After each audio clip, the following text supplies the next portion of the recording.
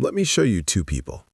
Person A wakes up, scrolls a finance influencer's reel, sees a guy on a yacht talking about crypto arbitrage, and spends the rest of the day feeling behind. They make $72,000 a year and have $400 in savings. Person B wakes up, puts on a coffee, sets a slow cooker before work, and never once checks what their neighbor is driving. They also make $72,000 a year, and they have $1.2 million quietly sitting in an index fund. Same income, completely different financial reality. The difference isn't intelligence, it isn't luck. It isn't some secret algorithm only available to people who pay $997 for an online course. It's 10 habits so boring, so deeply unsexy, that most people scroll past them while waiting for a shortcut that will never come. Today, we're going to go through every single one. And by the end of this video, you're going to realize that the gap between where you are and where you want to be is a lot smaller and a lot simpler than the internet wants you to believe. Brain habit. Automate before your brain gets involved. Here's something nobody tells you about willpower. It runs out by noon. By the time you've made 100 small decisions, what to wear, what to eat, how to respond to that email, your brain is exhausted. And a tired brain will always choose the thing that feels good right now over the thing that helps future you. So when your savings plan depends on you choosing to manually transfer money every month, you're asking your most depleted self to do the most important financial act of your life. The research is devastating. Plans with automatic enrollment achieve a 94% participation rate. Plans that require people to opt in manually, only 64%. Source, PSCA 2025. That 30-point gap, that's not a motivation gap, that's a design gap. When you automate your savings, you're not relying on discipline. You're engineering your environment so discipline isn't even required. The money moves the moment your paycheck lands. Your checking account never knows it was supposed to be there. Your brain never gets to negotiate. The fix: log into your bank this week. Set up an automatic transfer, even $50, to move to savings the day after payday. Then do it for your retirement account. Then forget about it. Come back in 5 years and be pleasantly shocked. Saving shouldn't be a choice you make every month. It should just be something that quietly happens, like your phone charging overnight. Car habit. Drive something slightly embarrassing. The average new car payment in America as of 2025 is $748 a month. Source, Experian, Q3 2025. Let that land for a second. That's more than many people pay in rent in large parts of this country. And for what? To sit in traffic in something shiny that loses 20% of its value the moment you drive it off the lot. We have turned transportation, a tool, into a performance, a monthly proof of concept that says, look how well I'm doing. And it is bankrupting people quietly, one lease renewal at a time. Now let me tell you about Ronald Reed. Ronald Reed grew up poor in rural Vermont. He never went to college. He worked as a gas station attendant for 25 years, then as a janitor. He drove a used Toyota Yaris. He pinned his fraying jacket shut with a safety pin instead of buying a new one. His idea of a splurge was a cup of coffee at his local diner. When he died in 2014 at age 92, his lawyers called the local library to tell them he had left them a gift. They assumed it was a few $100s, maybe some books. It was $4.8 million. The local hospital received another $1.2 million. Source, CNBC. Ronald Reed never once earned more than $45,000 in a single year. He built $8 million by buying shares of companies he believed in, holding them for decades, and simply refusing to spend money on looking successful. He understood something most of us haven't yet learned. A car payment is the most expensive way to look wealthy while staying broke. Run the math. That's $748 a month invested instead at 10% historical market average becomes $1.7 million over 30 years. You are not financing a car. You are financing someone else's retirement. Drive the embarrassing car now, own your time later. Cooking habit. Cook like your retirement depends on it. I know, you've heard this one before, and you rolled your eyes because it sounds like something a grandparent says before lecturing you about avocado toast. But let me give you the actual number, not the lecture. A home-cooked meal costs roughly $4 to $6 per person, A restaurant meal averages $15 to $23, and a DoorDash order, with the delivery fee, the service fee, the tip, and the convenience fee they sneak in at checkout, you're paying closer to $35 for a $12 meal. Source: SoFi. If you order delivery 4 nights a week, which millions of Americans do, you're spending over $600 a month on food that someone else reheated and a stranger drove to your door in a thermal bag. That same $600, invested monthly for 25 years, doesn't just add up, it compounds into approximately $630,000. This isn't about deprivant. Nobody's asking you to eat sad salads forever. This is about recognizing that a Sunday afternoon with a slow cooker and $40 in groceries isn't a sacrifice. It's a financial decision disguised as a boring Saturday. The people who build real wealth don't have a secret investment strategy. They have a meal prep habit. House habit: buy less house than the bank says you can buy. The day you get pre-approved for a mortgage is one of the most financially dangerous days of your life. Why? Because the bank's job, their literal job, is not to tell you what you can afford. Their job is to tell you the maximum amount you can borrow without immediately defaulting. Those are not the same thing, not even close. That number they hand you is calculated to extract the maximum monthly payment from you while leaving just enough cash flow that you don't miss a check for the next 30 years. The rule that actually works: keep your housing costs, mortgage, insurance, taxes at no more than 25% of your take-home pay.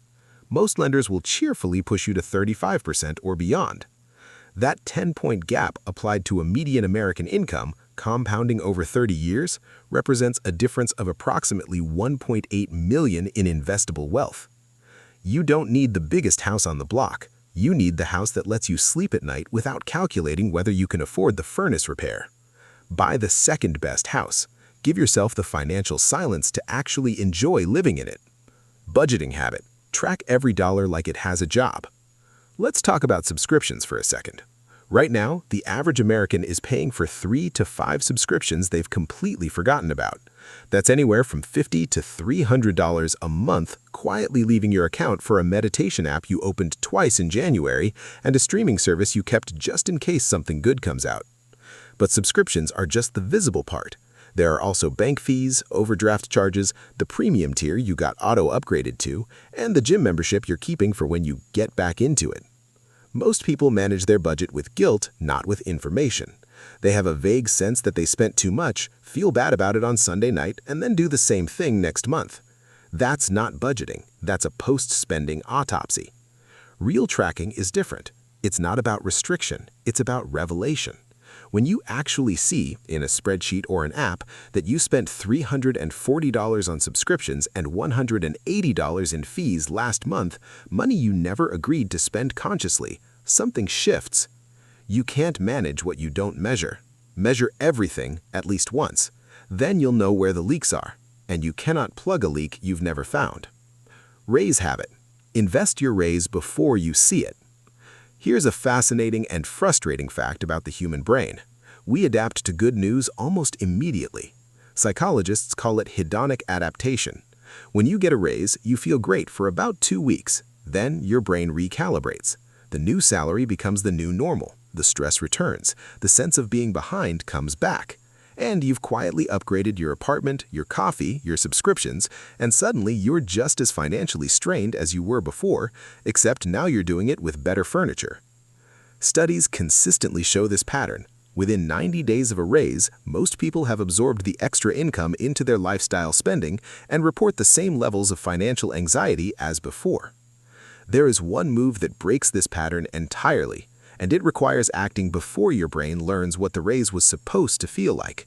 The moment your raise is confirmed, before your first paycheck at the new rate, you increase your automatic savings contribution. Your lifestyle never knows it was supposed to get that money, so it can't miss it. And the raise quietly goes to work building your future instead of paying for a streaming upgrade you won't remember subscribing to. The raise you don't see is the raise that actually changes your life. Investment habit: be boring with index funds. Let me describe 2 investment strategies. Strategy A: you spend weekends researching earnings reports. You watch CNBC at dinner. You have a spreadsheet with 47 tabs. You have a watch list. You are picking winners. You feel smart, engaged, and in control. Strategy B, you buy a single low-cost index fund. You automate contributions monthly.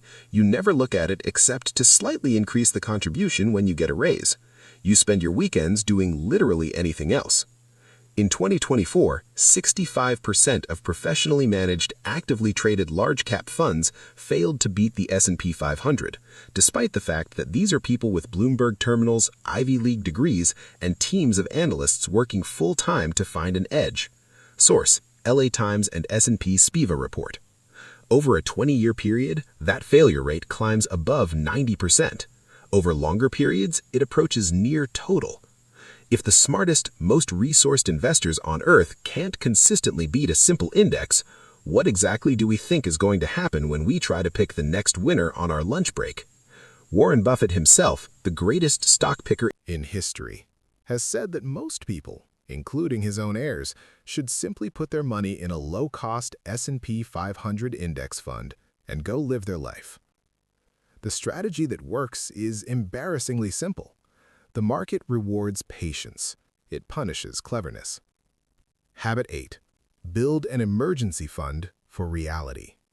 According to a 2025 survey by Bankrate and confirmed by Federal Reserve data, 59% of Americans don't have enough savings to cover a single unexpected expense.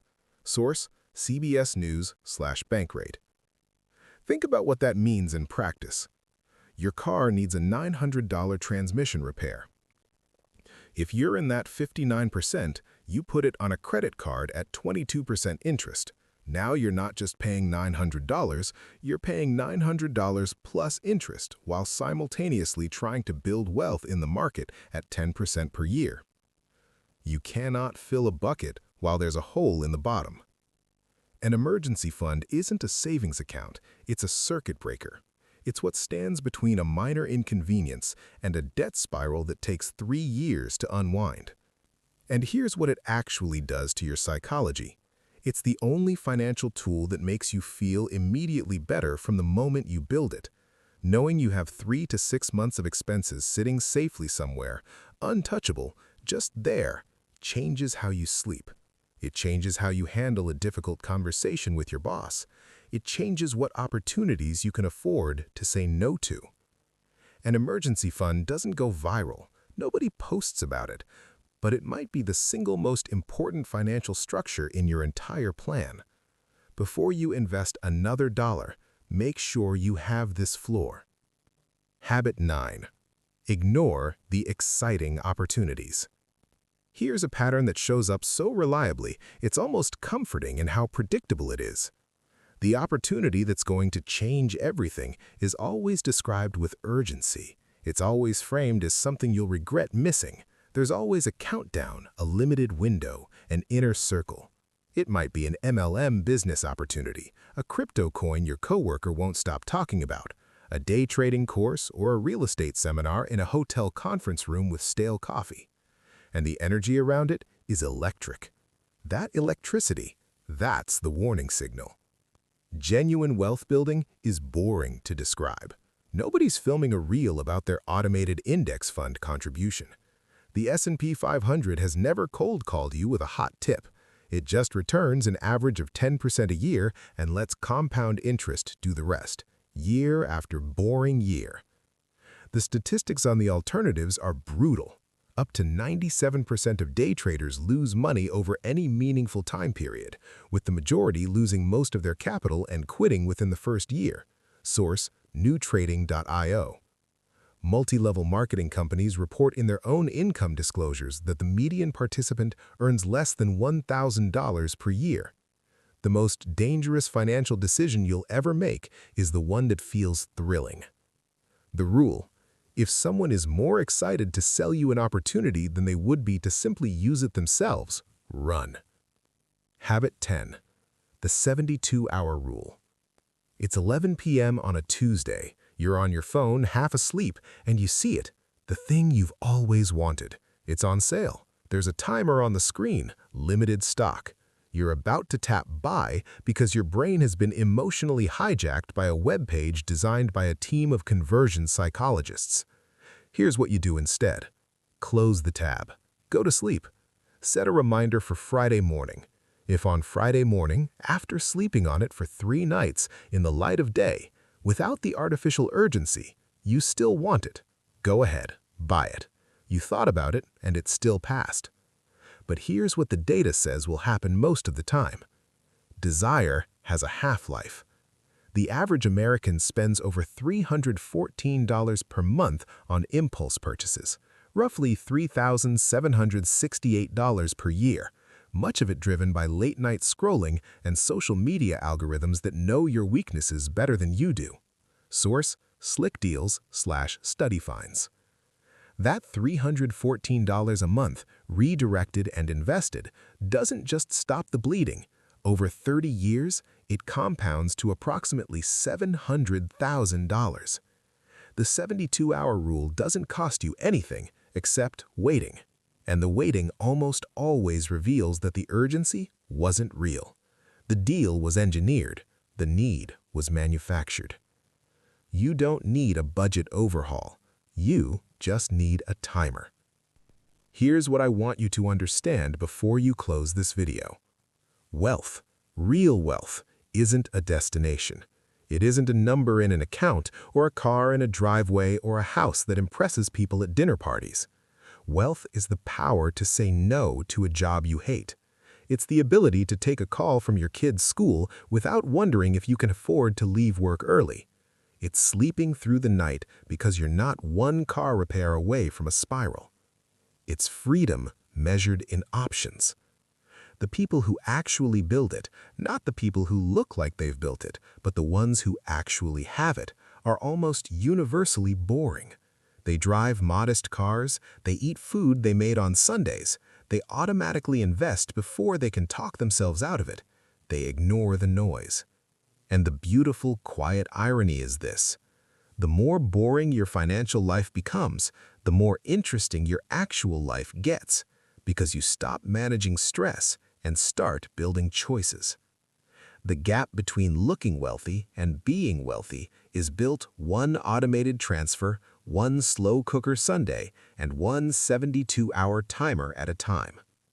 Pick one habit from this list, just one. Start it this week. You don't need to be a genius or lucky or born into the right family. You just need to be too boring to quit. If this video resonated with you, take a moment to like it. And if you want to explore more of these quiet, deeper ideas, subscribe to the channel. There's more coming.